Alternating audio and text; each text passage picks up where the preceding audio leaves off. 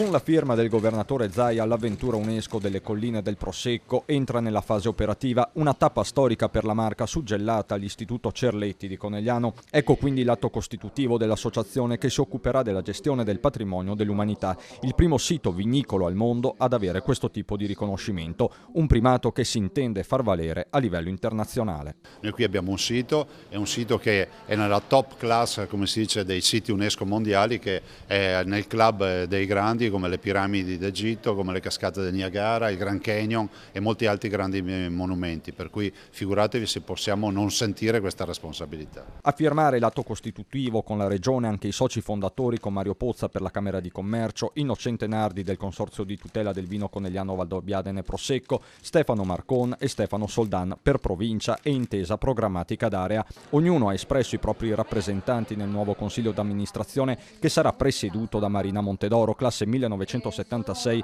e un curriculum manageriale in campo agricolo. A volerla lo stesso Zaia, per il quale serve subito entrare nel vivo del piano di gestione con un punto fermo. Noi abbiamo voluto con UNESCO dire che non vogliamo la realizzazione di nessun albergo, questo è l'impegno, tanto è vero che stiamo modificando e abbiamo modificato norme regionali.